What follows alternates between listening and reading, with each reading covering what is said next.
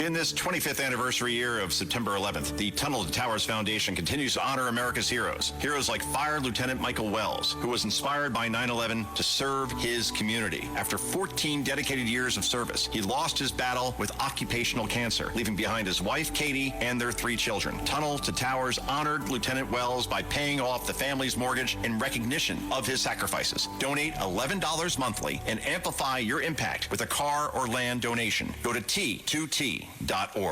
Okay, let's bring in our VIP guest. This is Randy Levine.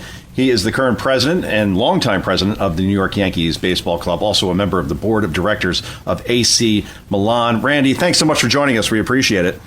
Always great to be with you, Joe.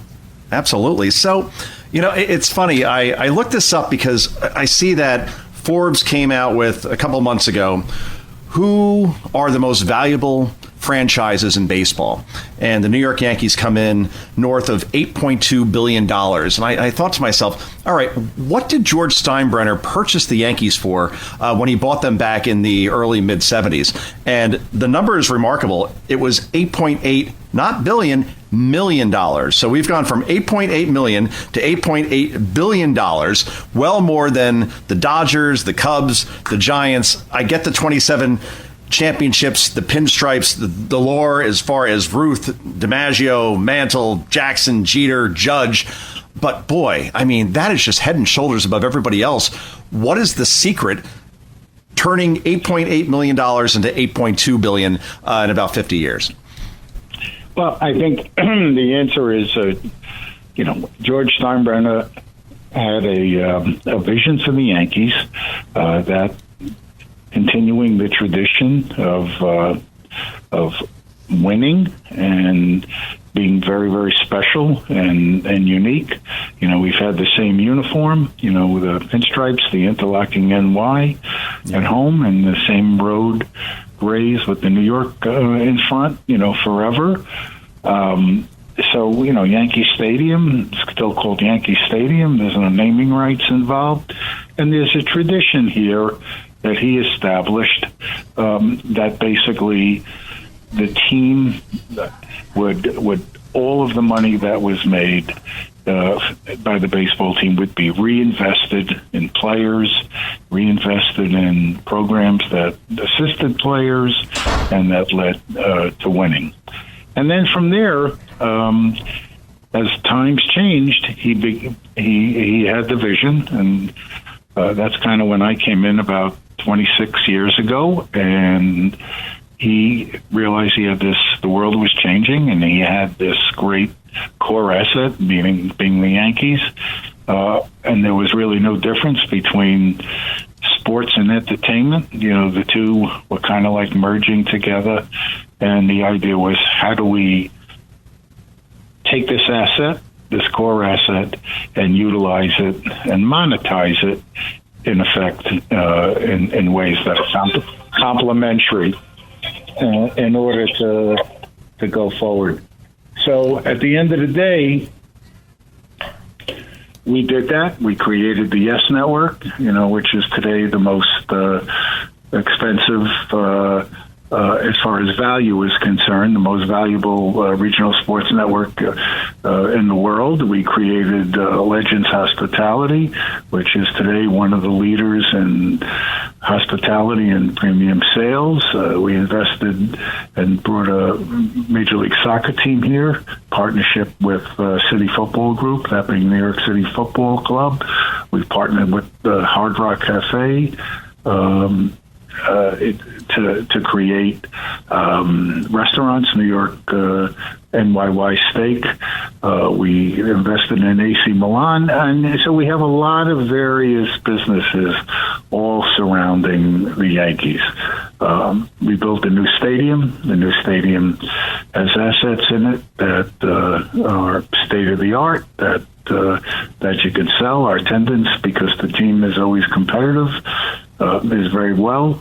So at the end of the day, all of these things add up. You put inflation in there as well as things grow, and that's where we are. And it's all really goes back to his vision and his leadership and putting the right people around to execute it.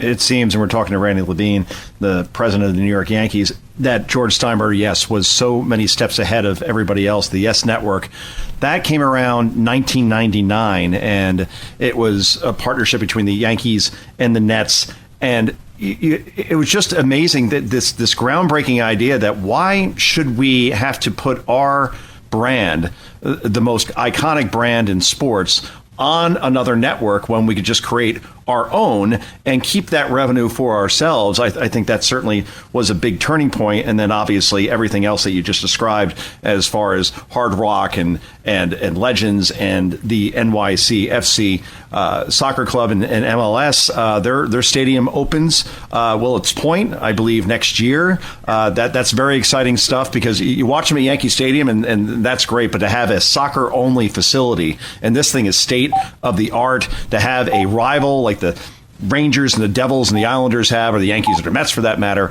that's really remarkable. So that's set to open Willets Point next year. Tell us more about that.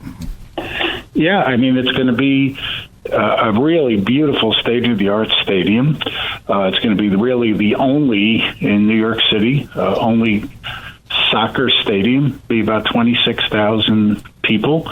And it's going to be absolutely spectacular. And, it's right in that sports district in Queens where you have the tennis center and Citi Field, right by the World's Fair. So it's going to be very accessible. And, hopefully it opens in 27. That's right on time. And I think it's going to be really, really one of the venues that you're going to see, the U.S. national team play games in, and a whole bunch of other, really important international friendlies, as well as great NYCFC MLS action. It's a little too small for the for World Cup. Most of their 80,000 seat, football stadiums. But as we move forward, I think you're going to see this stadium be the place to be in the United States for go-to games.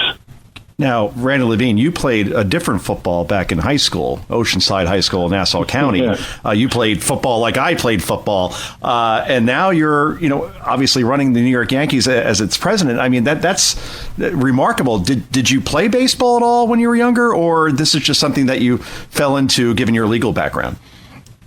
No, and I played basketball in college. I played football, basketball, and and baseball when I was young. And I was one of those guys who just, I couldn't hit the curveball. It wasn't good enough in baseball. And as it went forward, through my career, I basically practiced a lot of labor relations and, a lot of litigation when I was young. When I was a young lawyer, I met George Steinbrenner when I was young. Did some legal work for him. Became, a lawyer for the Yankees, and then after the baseball strike in '95, I was hired by the owners. Back then, it was called the Player Relations Committee. I was the director of it, and I resolved the strike in '96, where we reached a collective bargaining agreement that included interleague play and revenue sharing and luxury taxes and all of these things that have been the basis for labor agreements over the past 30 years in baseball. So that's how I really got into baseball, through my relationship with George representing the Yankees and negotiating the '96 collective bargaining agreement, which ended the strike in Major League Baseball. Amazing. That was 31 years ago, that 95 strike, which, 94 strike, excuse me, which the Yankees were on a great trajectory at that point, as were the Montreal Expos. When you think about the Expos, can you believe that? But yeah, I think they had the best record in baseball at that point. It would have been interesting to see an Expos Yankees World Series. All those great players that went elsewhere. Absolutely. That's right. Yeah. Pedro Martinez, and I could go down the line, but yeah, you're exactly right about that. And we're talking to Randy Levine, the president of the New York Yankees. Speaking of international, if we're calling Montreal international, but it is another country, we're seeing more and more of the NFL model, so to speak. And I don't know if one can say the other started this whole trend, but the Yankees played in London a couple of years ago. I remember they played the Red Sox, a great series around July 4th. And overall, it just seems like sports in general, or whether we're talking about the NBA, the NFL, Major League Baseball, expanding to different parts of the world, where we're seeing more and more home run derbies that everybody loves that during the All-Star game. Hey, let's have it in different cities. World Baseball Classic, I was glued to as far as Venezuela, of all teams. We didn't see that coming, eventually winning over the U.S. But this, could you see, I guess, Randy, my question is, the Major League Baseball brand being played outside of, I'm not talking about Mexico or Canada so much, but outside of North America at some point? Yes, I could. I mean, the London games have been extraordinarily successful. We went, the Red Sox, the Mets, the Phillies, the Cubs, and the Cardinals. They've been really, really successful. One of the main reasons for the World Baseball Classic is to show the world how great baseball is as a game, and it's working. There are baseball leagues that are growing all over the place, all over the world, and it's very strong in North America and Asia. Korea and Japan have great players. Oh yeah. You see in the Netherlands now, it's taking hold. Players in Italians Italy. Surprised us, didn't they? Players in Italy. So, I mean, I think, can I see in the near future a franchise being based there? No, I can't. But can I see regular season games being played there? Absolutely. Yeah, and it only makes sense in this world. And we're talking to Randy Levine. Aaron Judge, it seems not too long ago, but I guess it was, that he signed that 9-year, $360 million deal. That's obviously $40 million a deal. Was there any ever doubt that Judge would come back to the Yankees? You look at the Trout deal, for example. You look at other deals as far as Harper down with the Phillies and so on. But in the end, this seems to be the new thing. Longer guaranteed contracts, but you keep that franchise player there, because it's hard to see, just like when I was growing up, it would be impossible for me to see Don Mattingly in any other uniform except with the New York Yankees during the 80s and up until his retirement after the 95 season. Same thing with Aaron Judge. Was there ever a doubt in your mind that ultimately that he wasn't going to come back? Of course, yes. I mean, Aaron Judge is a franchise player, one of the greatest players in not only in our times, but in all-time Yankees. Yeah. And, he in a market that was willing to pay him substantial money and give him long-term years, I know he had opportunities to go anywhere. San Francisco, at least 2 or 3 other places that he was considering. But he wanted to be a Yankee. We're grateful that he's a Yankee. Hal Steinbrenner and he have a great relationship, and Hal Steinbrenner stepped up during that time. The two of them really negotiated that deal one-on-one. And but yes, there were a lot of nervous nights that he might have gone someplace else because he had that opportunity. He earned it. He deserved it. And we're just very fortunate that he's here. And we think we got a bargain with that contract. From Judge to back to Jeter, just class acts, right? Never a problem off the field, and certainly somebody who represents the franchise well. Before we let you go here tonight, the Savannah Bananas are coming to town a week from this weekend, and my 10-year-old is saying, "Dad, I got to see the Bananas." He watches every time they're on ESPN. They're on national television. They're like the Harlem Globetrotters of, in other words, of baseball, where they do tricks that I played a little bit in high school, a little bit in college. I can't get over what these guys can do on a baseball field. I looked on StubHub before I came on. The cheapest seat in Yankee Stadium, not just one, but they're playing 2 games while you guys are away, $165, and the highest seats in the stadium. Do you ever look at the Bananas and say, wow, whatever they're doing as far as marketing, especially social media, where they have a huge following, maybe we could copy, not so much that we're going to start doing tricks on the field, but just in general, how this thing has become so big that they're selling out Yankee Stadium like the Beatles sold out Shea Stadium when they came to America for the first time. It really is an incredible thing to see. Well, they're not only selling out Yankee Stadium, they're selling out everywhere. You name it, everywhere.